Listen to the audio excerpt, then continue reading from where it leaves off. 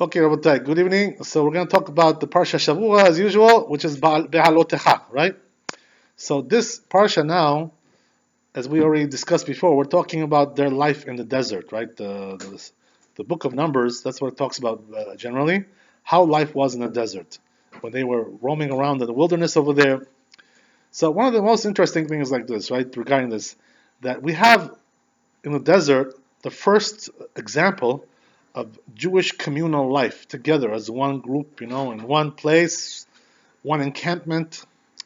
So what does that mean, right? When Jews get together, it's not such an easy situation over there. You know what I mean?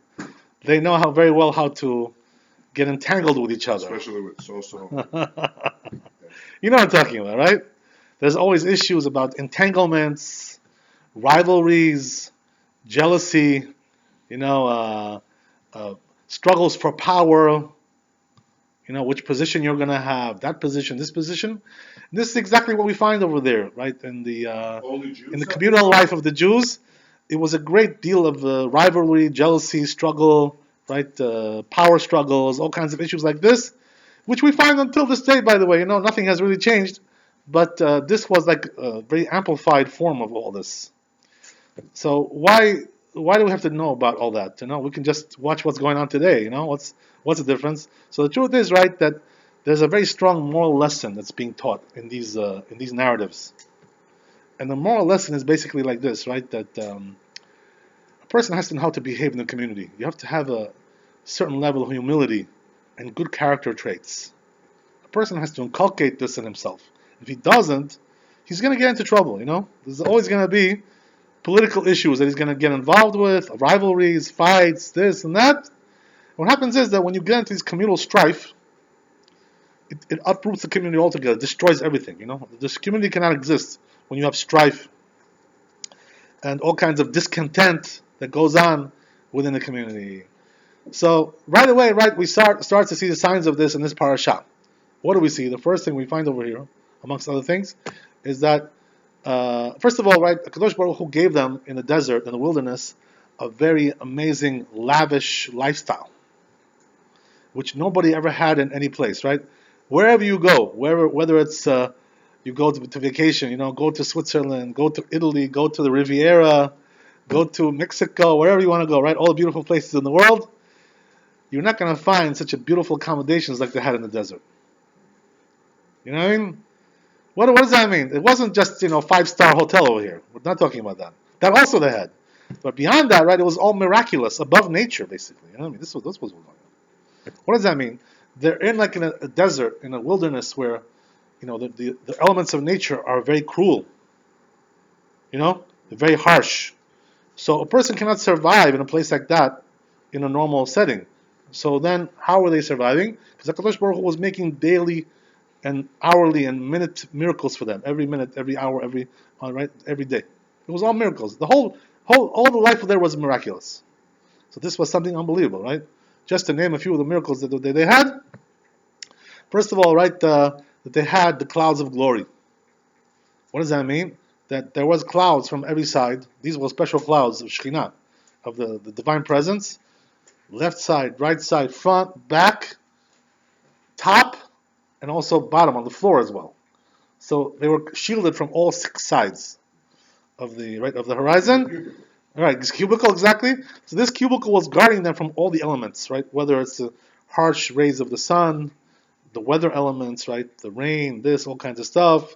Whether you're talking about wild animals, scorpions, snakes, right? These clouds were guarding them from all the elements. Because there's a lot of hazardous situation there in the desert. You understand? You have a lot of hazardous things going on there. All kinds of crazy animals, all kinds of predators, all kinds of issues that are going on. There's also enemies. There's ambushers, all kinds of people like that, criminals, mafia. All kinds of people there. Pirates are there. Kind of looking for people to kill, to rob, to pillage. So the desert is like it's a no man's land. That's what it is, right? Nevertheless, these clouds were making them for them a perfect setting. What does that mean? Air conditioning all the time, perfect weather elements, perfect temperature, perfect humidity. You know what I mean? Their clothes They only had one basically clothes, the set of clothes they were wearing. They never wore out. They never got sweaty. Nothing. It was like being cleaned all the time. There was a continuous cleaning process going on with the clothes. Well, everything is miraculous. This was all miracles. They didn't have to do laundry. They didn't have to change their shoes to buy a new pair of shoes. The shoes never wore out. You know what I mean? Everything was miraculous. So, also, right, regarding the terrain that they were traversing over there, there's hills, there's mountains, up, down. That's a good question. We have to discuss that, right? Just to describe it, first of all, right? There's also, ascent, descent, mountains, hills, but these clouds were evening out everything, right? Making everything like an even plane. So they never had to go up and down, the discomfort, of having to ascend and descend. Never such a thing like that. Straight line. Everything was straight line. These clouds were straightening out everything. Also, besides that, right, there was the issue of the Aron Kodesh, right? There was the special Aron, special ark that they had, and that ark was going out and scouting out in front of the camp to see if there's any enemies over there. Nothing, anything like that, right? It was like a scout, like a scouting. So basically, they had like a GPS going on there. You know what I mean? Miraculous GPS that whatever right, the terrain that they were coming to enter, it was warning them about everything, and it was also taking care of it, right? If something needs to be taken care of, to be adjusted, it was adjusting everything. So meaning what? That this was like the ultimate life. Also regarding, right, in terms of eating accommodations, right? When a person goes to a hotel, he's always worried about the food, right? Well, how's going to be the food, right? That's one of the major considerations, right? When you go on vacation, whatever, you go on camp out, whatever. So then, what's the story? Right? They say that they were given the man. Kadosh Baruch Hu gave them the man. What was the man? It was raining, right, food from the sky. You know what I mean? Basically, that's what it was. So they would just had to go and just pick it up and eat it. That's all they had to do. They didn't have to cook anything or eat anything or anything like that, right? They didn't have to go to the restaurants, work to check it out, not kosher, not kosher, right? Is there mashgiach over there? There's no mashgiach. Who cares if there's mashgiach? Hashem is the mashgiach. You know what I mean? You don't need kosher, you don't need anything. Everything is kosher. Everything is good, and it's a perfect food. And this food, right, was also miraculous by itself. What does that mean? It was coming down as rain from the ground, from the sky, right? And that food, how it went into the stomach? Everything got digested, right? There was no waste product there. So they never had to go to the bathroom. Can you imagine? A person never has to go to the bathroom because everything is like nutritious there. You know what it is, right? When a person eats food in general, why does he have to use a bathroom? Excuse my English, right? Because you have to, the body separates between the nutritious part and the waste product, right? The body knows how to do that, right? It's also a miracle by itself, by the way. How does the body do that? It's from God, obviously, how does this is something, it's a miracle in itself, right? You have to understand that. They say, by the way, if you want to see if God exists, you don't have to look in the sky, first look at the human being's body, right? How many miracles there are going on in there. And then you'll understand that there's a God. You know why? Because without a God, there could be no such a thing like this as a human being. Because it's everything in the body, the way it functions, it's all like above nature. It's like just one of them. To make you understand, right? How is it that a person has holes in his body, right? Whether it's in the nostrils, or the nose, the mouth, the ears, right? The top holes, the bottom holes, whatever it is, but the body keeps in its contents, doesn't come out. It only comes out when it has to.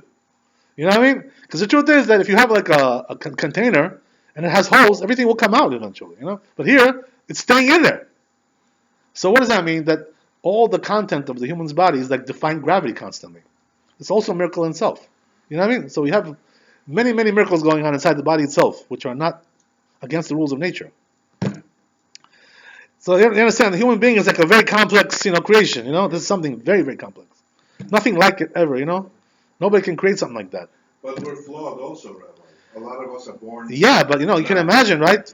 This system that the body works on, the various systems, where it's the digestive, the pulmonary, the arteries, the heart, everything is miraculous. Everything is it's unbelievable. I mean, it's beyond it's beyond anything that anybody can imagine. Okay, we don't want to get into that right now. That's our discussion. But the point is, right, that Kadosh Baruch Hu gave them the ultimate conditions where the food wasn't even needs to be digested. Everything was just nutrition. No waste product over there. So with all these great conditions, right? You would think. By the way, now the question is like, why did Hashem give him these conditions? That's his question. Chosen people, right? But chosen for what? Right? That's the question, right? What were they chosen for, right? To. So yeah, it's true. But the truth is, to be more precise a little bit, the whole point was that they were supposed to study Torah over there. You understand? First to study and then to keep, obviously, right? But the whole point was that they should be day and night learning Torah. So what does that mean? That when a person is learning Torah day and night, everything is provided for him. That's the way it is. Kadosh Baruch Hu worries about everything for you. You should have this, you should have that, you should have this. You got everything. Everything is provided for you. It's like a perfect life. That's what they say in Chazal, right? En lecha ben chorin ela mi she'osek b'Torah. You know what that means? You don't have a person who's really free, like liberated, a person who's really emancipated, except the one who studies Torah. Because the one who studies Torah, everything is provided for him. Are you telling us, not you, but the Torah, that if we study Torah, unconditionally, that I'll never have to change the brakes or the oil on my S65? Not only that, you don't have to have a car at all, right?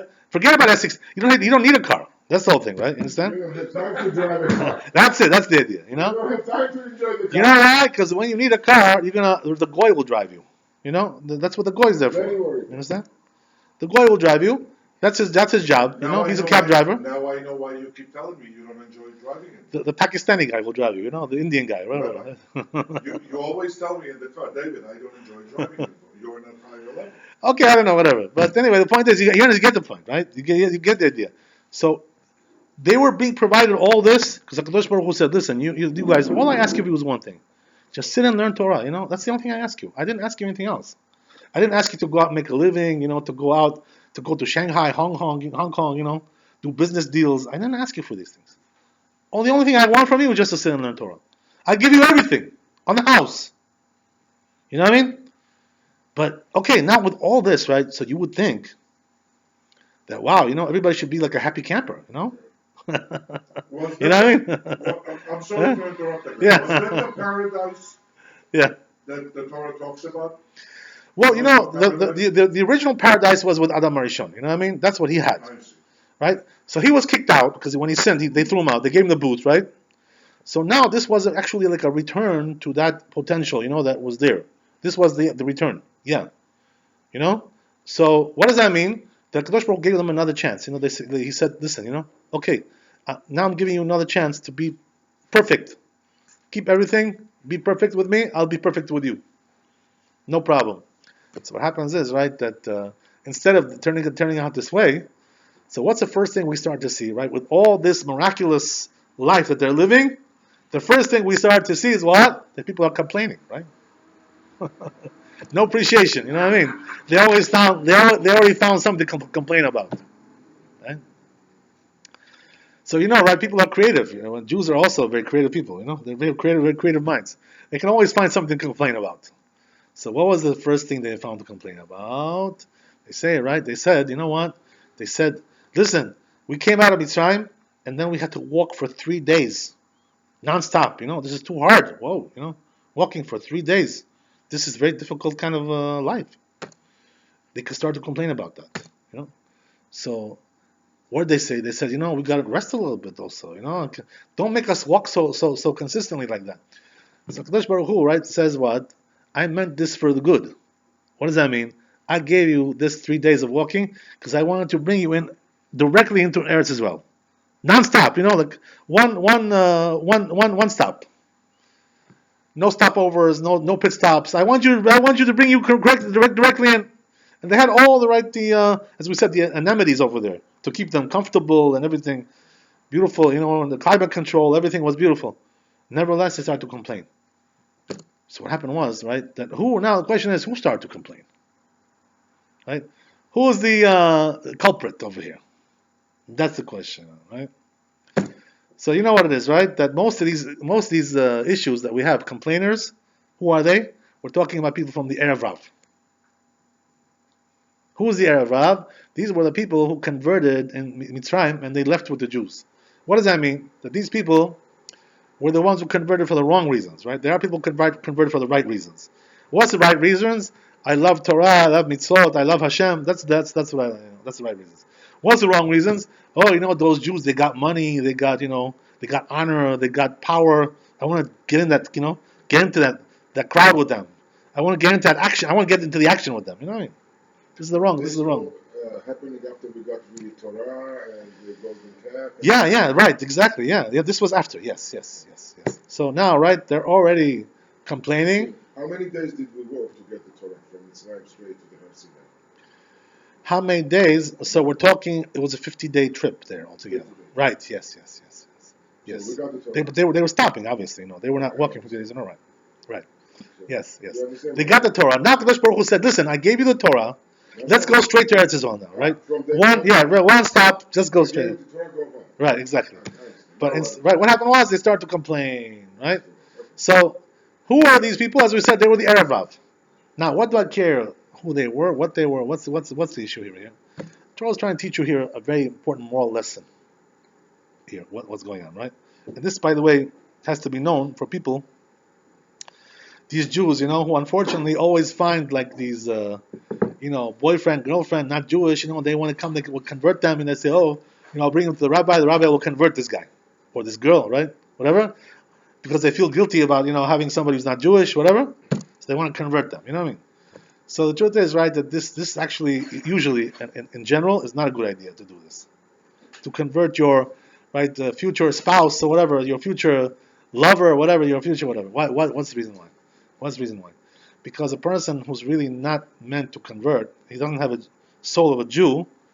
So even though he may take on to do the mitzvot, he may, say, yeah, I'm going to do everything, I believe in it. I believe in what you do. I think it's very good. Everything is very nice. I believe in the Torah. He accepts it. But nevertheless, when nitty comes to gritty, when push comes to shove, you know what happens? They falter, these people. They tend to falter. You know why? Because there's one main difference between the Jews, the ones who are born from the tribes, and these people. You know what the difference is? That the ones who are born from the tribes, they have a very strong element of faith. They're very faithful people. They can take a lot of punishment. They can take a lot of beating, They can get beaten up and still stay with full belief. The Jews have that strength in them. Where does that come from? From our forefathers, right? Avraham, Yitzhak, and Yaakov, and the tribes. These people were very, very strong people. So they inculcated in us a character of being, very resilient, very strong people, But these people who convert for the wrong reasons, I'm talking about, right? They're not so resilient like that. When you test them, when push comes to shove, they want to run away. They want to run out. They want to get out because they can't take the pressure. If you can't take the heat, get out of the kitchen, right? That's what they tell you, right? But weren't You understand? some of the biggest rabbis converts? It's true. It all depends on why you converted. You understand? Right. You know what I mean? This is the idea. So these people who converted for the wrong reason, the Arab Rav, so therefore they had a problem over here. The problem was that their character was flimsy, too weak. They were not strong enough to withstand pressure, to withstand, being tested. The punishment that Jews usually endure. Right, endure, exactly, yeah. You got Abraham and you got Moses, and they both intermarried. Good question, right? All Yeah. those old Jews married. So what's the answer, Mark? What's the answer For what? to your question? There's no answer. I'm just There is no telling you answer? That's what they did. I think that there is an answer. You know what the answer is? That as we said, right, since they converted them L'Shem Shamayim for the sake of heaven, that's good. That's called a good convert. That we call Ger Tzedek, right? Somebody who's a Ger Tzedek, he's a righteous convert. There's also a convert who's a wishy-washy guy, He came for the wrong reasons, you know what I mean? Shady character, comes in, oh, look at those Jews, wow, man, they're so, they're so powerful, they're so, yeah, for the wrong reasons, you know what I mean? They're so wealthy, they got everything, those Jews, they got everything in life. You know what I mean? We don't want people like that. If they, right, also there's another group that we don't want. You know which the group is? We're talking about the group where, he fell in love with some Jewish girl or some Jewish guy, and he wants to convert because of marriage. You know what I mean? Just to get married. But when it comes to Judaism, flimsy, wishy-washy. Yeah, I love it. Yeah, okay. But we're going to see how you love it in 10 years. What's going to be then, right? 15 years, right? Are you going to be able to withstand the Chinese food. Right? That's the question. Right? That's the idea. I'm still having a little bit of a conflict. Yeah. After the Conflicted. Yeah. You know. Yeah. When did Hashem decide that they have to be in the desert for 40 years? Right after the calf. Ah. He said that this Actually, no. generation has Yeah, to yeah. be extreme. I mean, You know what happened? When it comes to the calf, Hashem forgave him for that. So he was still willing to bring them in right away. So when did it really fail altogether? okay. After the spies, right? Once the spies, 40 years, that's it, right? Okay. 40 years and 40 nights. Outgrow, That's the outgrow idea. That's the idea. generation. Yeah. Outgrow the generation. That's the idea, right? So he was still willing to bring them in. You know what it is? When a person becomes a serial criminal, then it's hard to forgive him, you know? Okay, once I can forgive you. Twice I can forgive you. 3 times, 4 times, 5 times. It's already becoming, like habitual, you know? You know what I mean? That's always something else. Was forgiven in 3 days. Where What about that? Right, that's it. Yeah, that's the idea, yeah. Unbelievable. So, what happened was, right, that they started to complain. So Kadosh Baruch Hu said, you're complaining to me already, yeah? So what did he do? He sent like a fire, some kind of fire, and he burnt those people who complained. That fire, killed them. So some of the Erev Rav over there were killed at that time, during that incident, right? Then, after that happened, again they start to complain, right? Again, right? What does that mean? That a person who doesn't have the strength of character, like a Jew who's coming from the tribes, again, right? This flimsy character. What happens is that's lack of appreciation. You have everything in the world, and you're still complaining. There's something that a person has to understand, by the way, in life, which is a very big principle, which is there's always, you can look at the bright side or the dark side of everything. Half full, half empty, the glass, right? And by the way, this is something, we can say half empty, half full. But in life, really, this is a big thing in life. There's always a way to complain about everything. You can always look at the dark side of everything. You know what I mean? Why did Hashem do this to me? Why did God do this to me? Complaining, this, that, can't accept anything, can't accept the decrees of a God. So when a person is a Jew coming from the tribes, he's more able to accept these things. He's strong, he's resilient, powerhouse, tank, you can't beat this guy. Everything you do to him, he says, thanks God, thank you God, Not only he doesn't complain, he thanks Hashem. So I thank you for punishing me. This is the best thing, right? It says in Shulchan Aruch, by the way, that this is halakha. What's halakha? Halakha is that whatever happens to a person, he has to say, what? Gam zehu letova. What does that mean? This is also for the good. Whatever happens, you have to say, this is for the good. A person should always be accustomed to say that. It's a halakha brought down. It's Shulchan Aruch. Everything that happens, say, this is for good. Even though you don't understand why, we don't understand. This is the test, This is the difficulty of it. Difficulty is, we don't understand. How could God do this to me, Ay, my. Like, when it happened to the tribes, for instance, right? When they went down to buy grain in Mitzrayim, right? So Yosef HaTzadik gave them a hard time, right? So when they left over there, what they do? They said, why did Hashem do this to us, Like, this leader of the Egyptian is giving us such a hard time. He's being so cruel to us. What did we do to deserve? What did God do to us? So God answers you when you say that, right? I did it to you, you did it to yourself. It's your sins that caused you this. What it has to do with me? You know what I mean? Don't come look at me when you have problems. Look at your acts, right? Look at your deeds. Do teshuvah. Start to say, chatati aviti pashati. Right? I sinned. That's what you have to say. Not to say, why? Why? Because why? Look at the mirror and you'll see why. Then you'll see why. It's everything came from you. So what happens like this, right? This separates the men from the boys. You see, this is what happens over here in the desert. They say, by the way, there's two people who are tested like this. Very great tests. You know who they are? Two people. One is about tshuva, the one who does tshuva. Hashem tests him to make sure that he's really did tshuva. He's not going to run back and go back to his old ways, right? So once a person does tshuva, they accuse him in Shemaim. Some comes Satan and says, you know what? He did tshuva today, but let's see what's going to be tomorrow. He's going to be also tomorrow in tshuva? Let's see what he's going to be tomorrow. So they test him, all the time. He gets a lot of tests. Until he's able to pass all the tests, he's not able to really get like a full atonement for his deeds. He has to pass everything. That's one person. Baal tshuva. Right? Second is a convert. Also convert gets tested. Why is that? Because he's coming in new, fresh face, right? So Satan says, this guy now wants to be Jewish all of a sudden. Let's see, right? Let's pull some strings and see what happens with him, right? Let's see if we can get on his dark side. We can agitate him a little bit. You know what I mean? Make him feel like, whoa, shake him up. This is the idea. That's what they do. They accuse you over there. So a person who gets accused is what? The person who comes in fresh new. Like people like that. People who have already been there for a long time. They're already like old school. They don't need to be tested anymore. Right? That's something else, right? There's like they say in America, right? There's new money, there's old money. You know what I mean? There are people who became like wealthy just now, and there are people who've been wealthy for 5 generations already. That's two different classes. These two people. You know what I mean? Old money, new money. That's the same thing over here, right? Old, right? New Jew and old Jew, right? When you have a new Jew, he's going to be tested. He's going to have to show that he's really loyal, right? Where do we find that with Avraham Avinu? We have to go through 10 tests. Why is that? Because he was the one who pioneered this whole thing, right? Since he came in first, he's got to go through the mud. Got to be tested. This was the idea.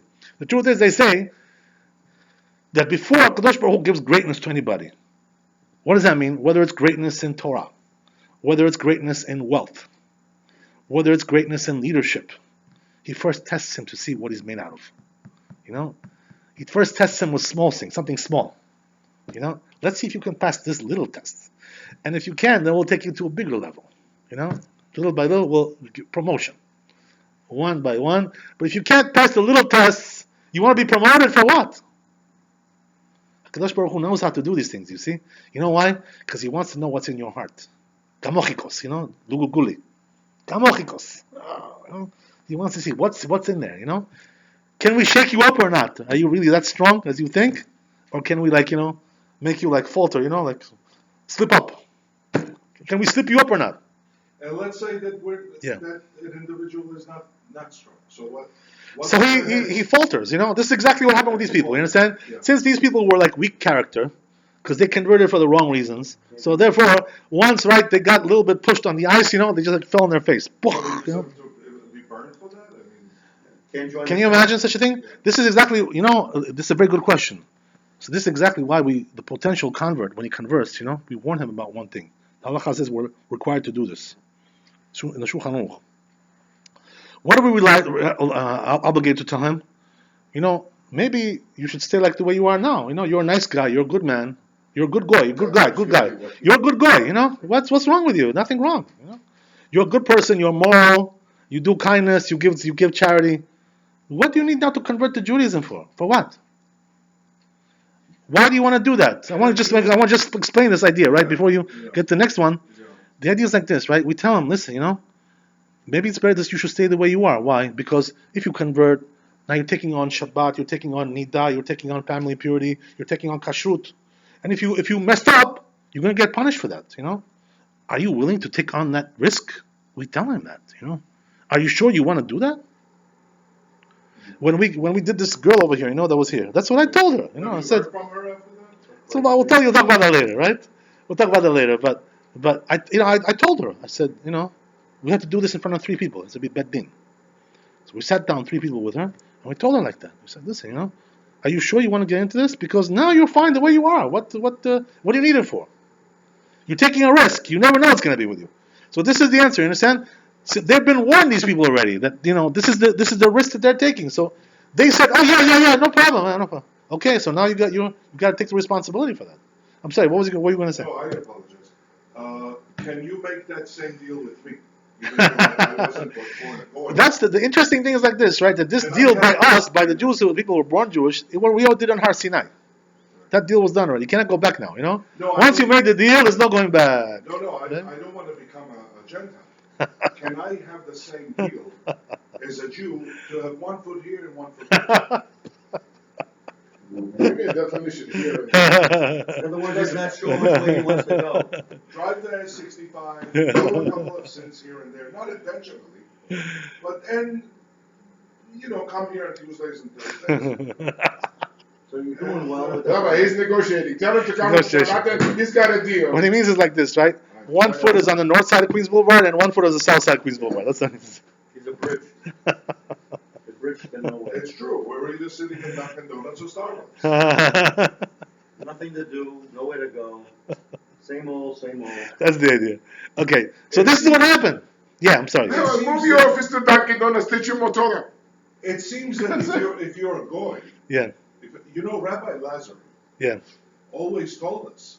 Somebody raised a question about the Gentiles Yeah. in one of his classes, and you were a newcomer then. You didn't get involved, and he said, "I never said that the goys have it bad here. The goys have it great here. they have a great life. Yeah, as a matter of fact, he said, God loves goys also. Goys have been getting miracles from God and wonderful things for thousands of years. It seems that it's better being a goy. Yeah, but the problem is like this, right? That in this world it's better, it's easier, but in the next world it's better to be a If you're Jew. righteous You understand? goy, if you're a righteous goy, you Yeah. have to go to the next world. You go, but you go as a slave, right? That's the idea, second class citizen. That's the idea, So that's the reason why. Can I make a deal with Hashem that I want to be a You want to go back to the other? No, I'll be a slave Jew in the next world.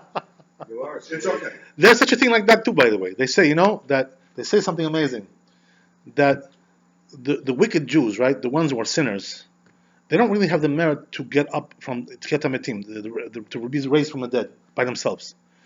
But they're going to be raised in the merit of the tzaddikim. So therefore, they're going to have to serve those tzaddikim. Since they were only resurrected because of their merit, they're going to have to serve them. So this is what it says. Yeah. That's fine. So there is such a thing like that also. How bad can it be to be a servant in the next world? But you said that we're going to get 100 slaves when we pass over to the other Every side. Jew is going to get 2,800 slaves. 2,800? 2,800, not too bad.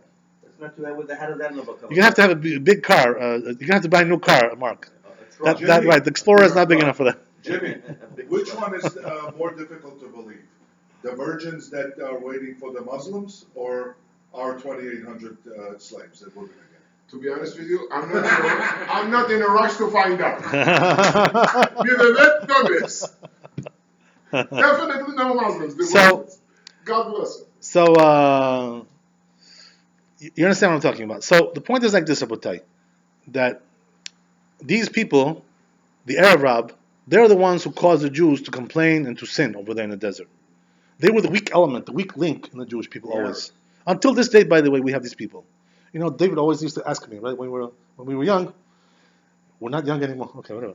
But we used to ask me, right, what about those Jews, over there, those Tel Aviv, those guys, those secular Jews, What about them, So I answer you, right, we have Erev today also we have Erev. You know what I mean? We have. They say, by the way, right, that Erev Rav was the majority of the Jews. They're not the minority, they're the majority. Right? Yeah. 4/5 of the Jews is Erev Rav.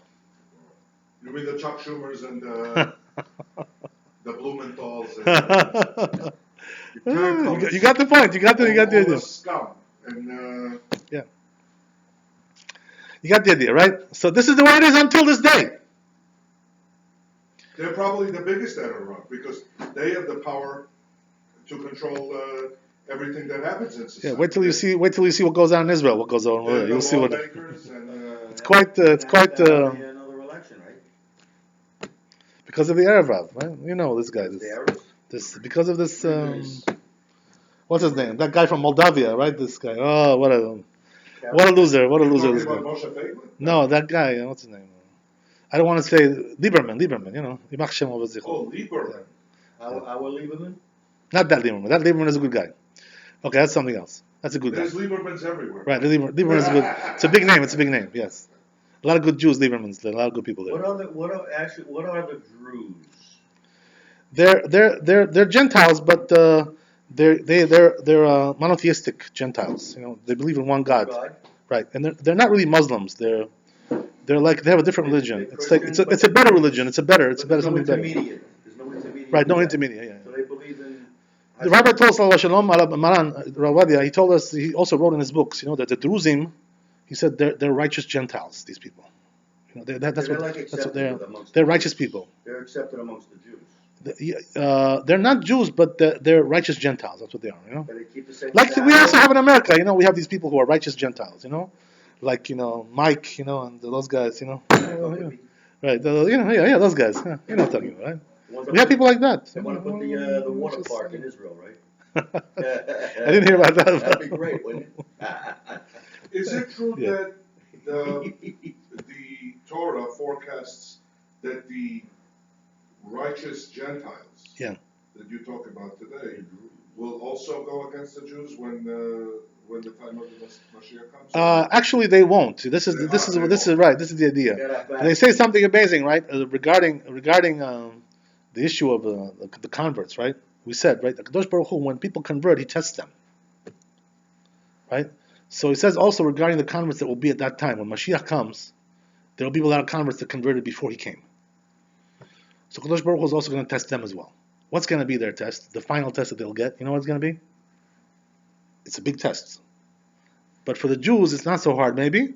But for them, it's a big test. You know, what's a big test?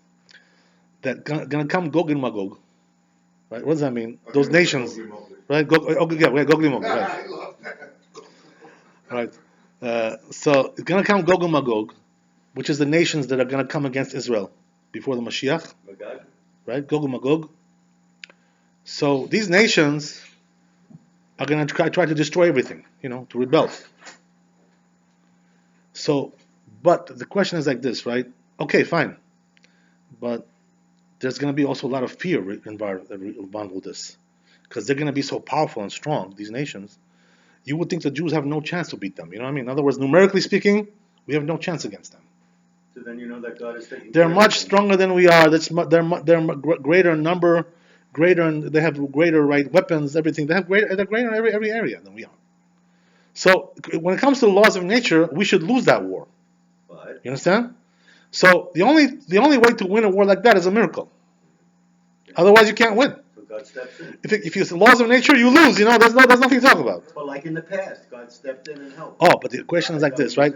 Now, the Jew has not such a hard time to believe that, right? But when it comes to the convert, it's a challenge for him to believe that. You know why? Because he comes from that nation. You know what I mean? So for him now, all of a sudden to say, oh, you know, I'm not afraid of that. No, that old stuff that I was there, for him it's a big test, it's a big trial. So they say, right, that Kadosh Baruch Hu is going to test them. What does that mean? That when that big fear comes, when Gog and Magog comes, it's going to be very scary. You know, everybody coming against us.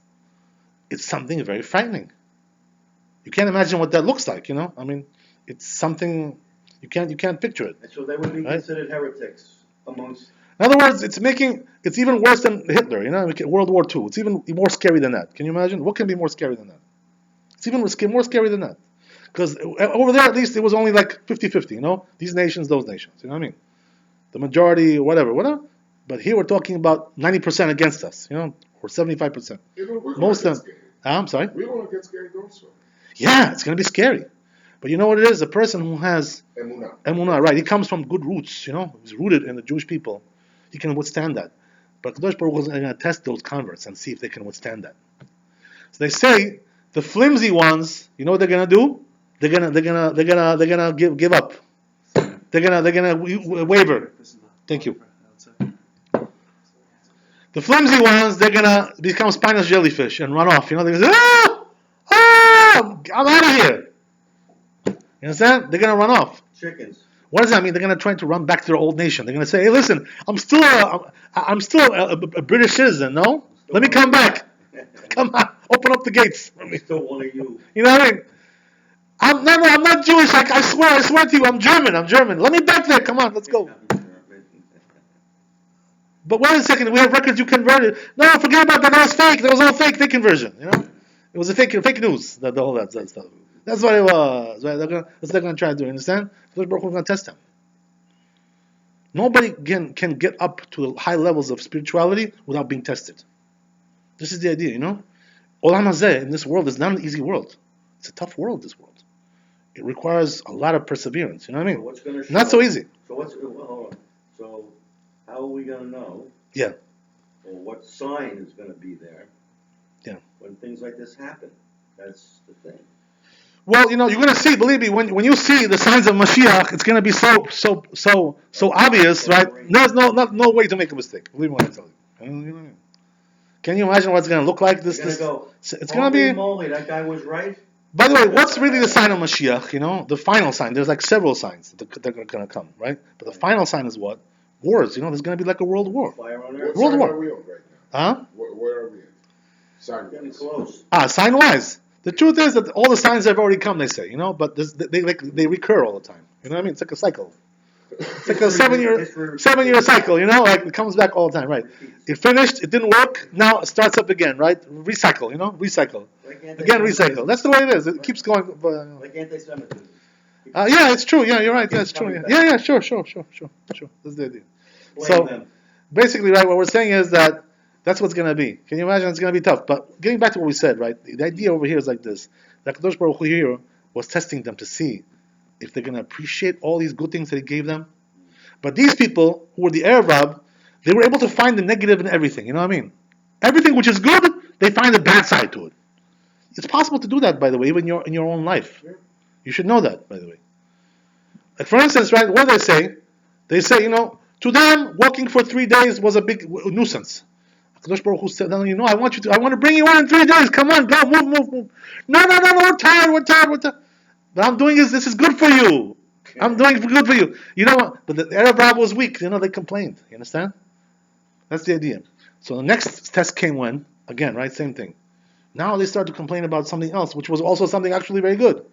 What did they say? They said, we're eating this light food, which is coming from the sky, which has no waste product coming out of our body. They said, you know what? We're probably going to explode one day. Our body's going to explode because we're not going to the bathroom. Excuse my, frankness. I'm sorry, but No pooping. Yeah, exactly. When a person doesn't go to the bathroom, he's going to explode like a balloon. This is terrible. How can we live like this? So they found a negative side in that too. Understand? Everything was negative. They also said another thing. They said, you know what? Also, we want to eat meat. We want to go steakhouse. We want hapisga. We want this over there, right? All these places, right? We want steaks. We want hamburgers. Come on, we want to get that meat, Milkshakes. right? So, what was the problem with this whole thing, this whole theory? Number one, right, they were able to get the taste of the meat and the man as well. Whenever a person wanted to get the taste of, you could get the taste of that from. So there was no problem. But the problem was they wanted to complain. You understand? They were looking for something to complain about. It's all psychological, right? Exactly. They say, by the way, the truth is, right, there is actually justification what they said. You know why? Because they say there's actually, according to the doctors, they say that a person can't be satisfied with the food until he sees the food that he's eating. He has to see it too. You know what I mean? So when you don't see the steak, but you're just getting the taste of it, it's not the same thing. You know what I mean? So, but still, nevertheless, right, this gripe that they had was not legitimate. You know why they're not legitimate? What's the reason why? Because they had endless supply of animals that they took out from Mitzrayim. If they wanted to eat meat, no problem, Just take out your, go into the herd, take one animal and eat. What's the problem? Make a sacrifice. They were wealthy. Each one of them was wealthy. They had endless animals, right? We're talking about thousands and thousands and thousands without any number, You can't even count them, these people, these animals. What did the animals eat? Manna also? Yeah, wheat and. It's a good question. It's a good question, I don't really know. I can't tell you right away offhand right now what they were eating. But check that out. Grass. Maybe. Whatever. I don't know. So the point is like this, right? That now they're complaining about meat. Okay, you want meat?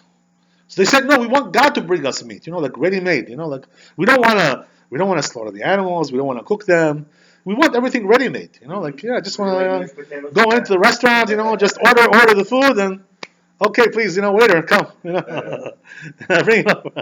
That's the idea. But Kadosh Baruch Hu told them, okay, you want to complain about that too? You don't like the man, you don't like this, you don't like that, you don't like all this. So he says, you know what, I'm going to give you, okay, fine, I'll give you meat. So he brought them meat. These birds, these quails. He brought them quails, these birds to eat, and they ate them over there. But Kadosh Baruch Hu said, you know what? The ones that ask for meat, even though they had no reason to ask for this, because they had their own meat. Once they eat, they're gonna be punished also. A lot of them also died from that. You understand? Once they ate that meat, they died because of the chutzpah of asking for such a thing like that. They had no reason to ask for it.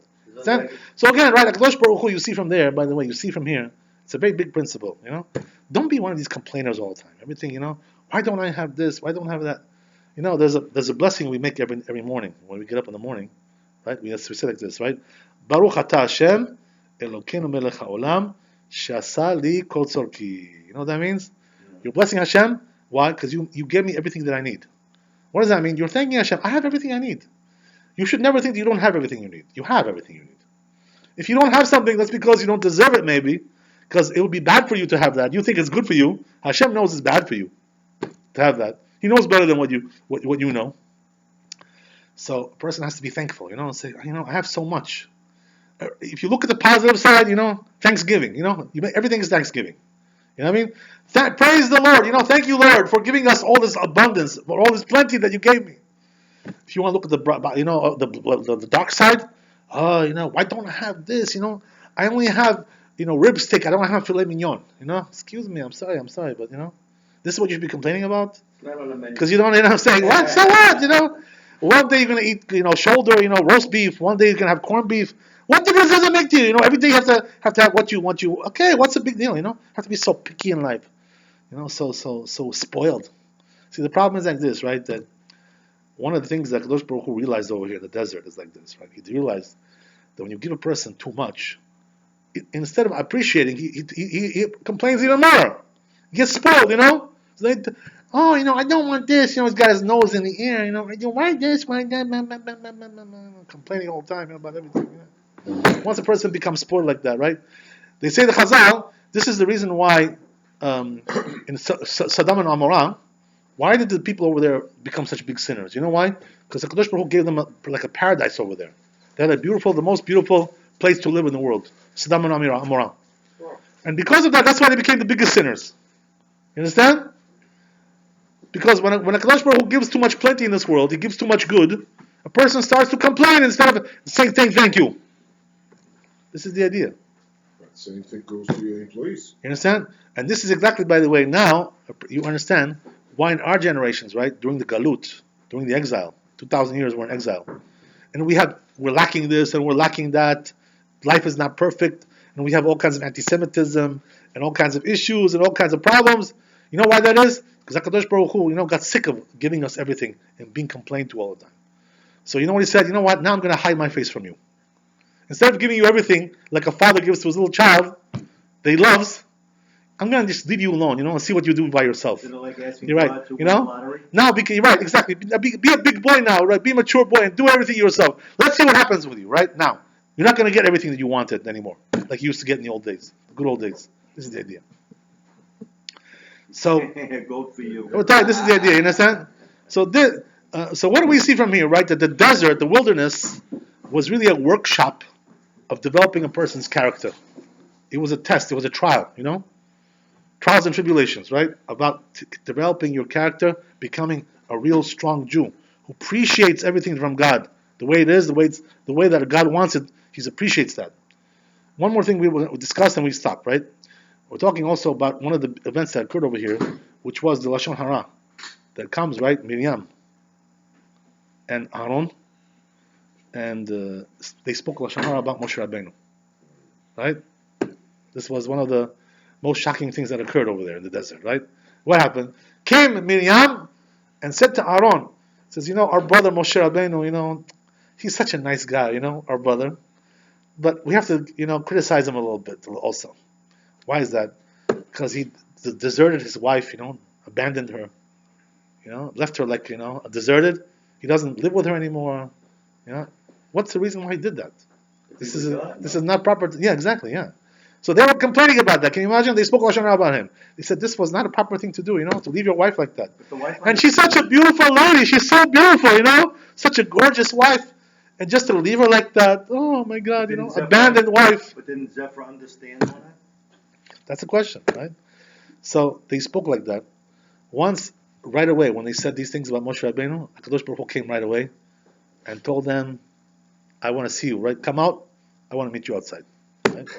So, right, got into trouble, right? You have to go to the principal's office. You know what I mean? Hey, boy. The principal wants you right in the office, right? You know it's going to be, right? Not going to be good news, right? So what happens is, Kadosh Baruch Hu hates this kind of thing. Why is that? Because really their gripe against Moshe Rabbeinu was wrong. Why was it wrong? He proved to them, by the way, that it was wrong. You know why I proved to them? Because their gripe was, we're also prophets. Miriam and Aaron were also prophetic.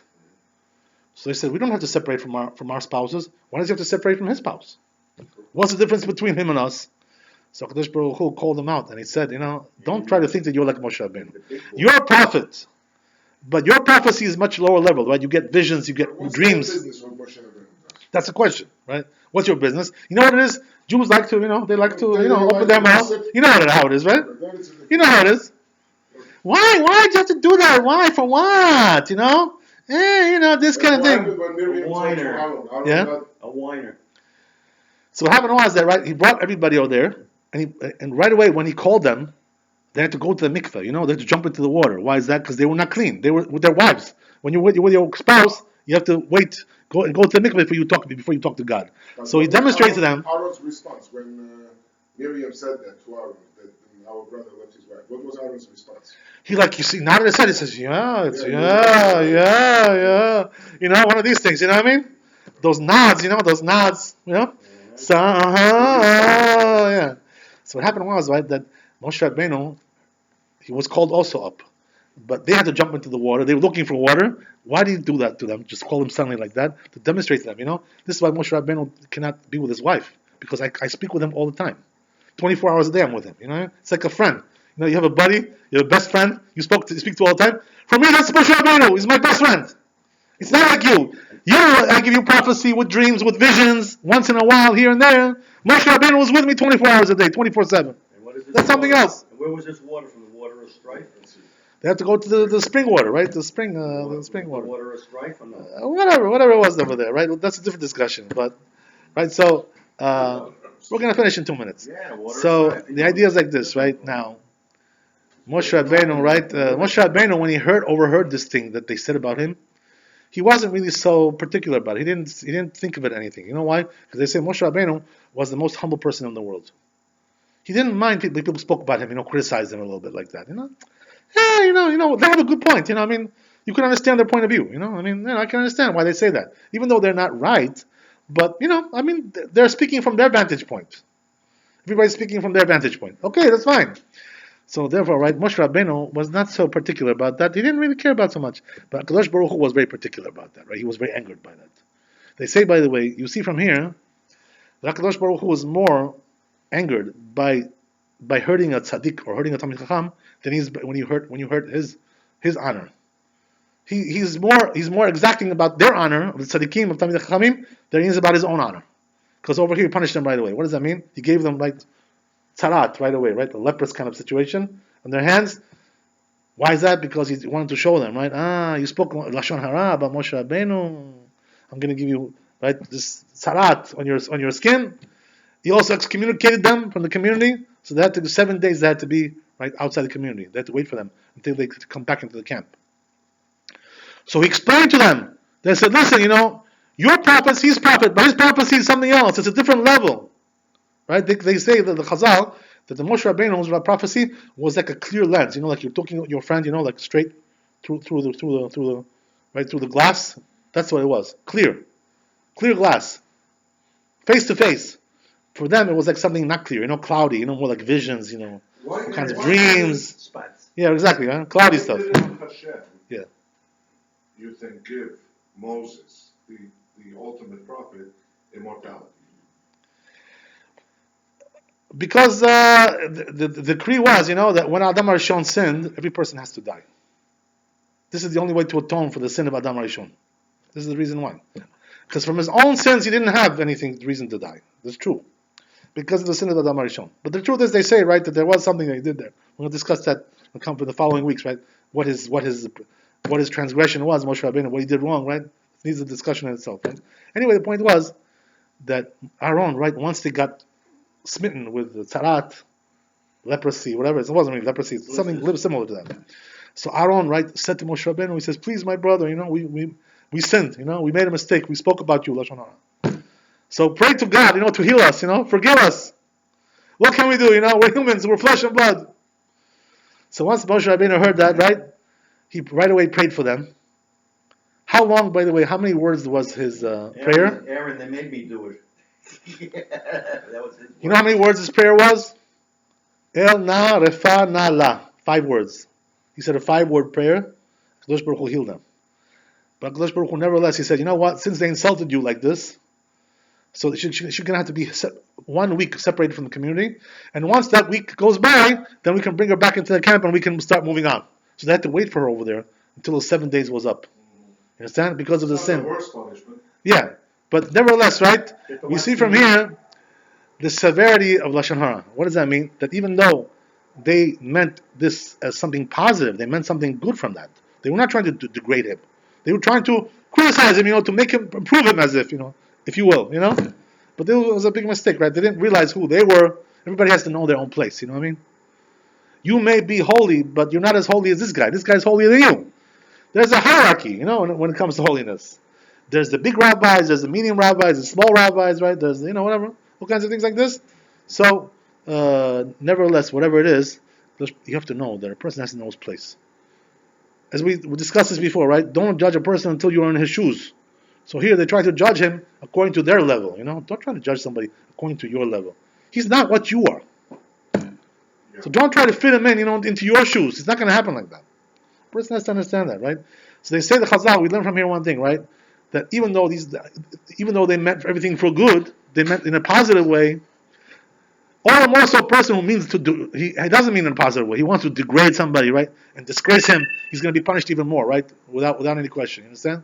So we learn from here how a person has to be careful about Lashon Hara. You understand? Okay, we'll continue next time. B'ezras Hashem. Okay, Thanks for coming. God bless you. I'm going to get the car for you guys. I'll be right here. You got it. He's by the school. Okay, by the school. Not the Okay, we're going to lock it up.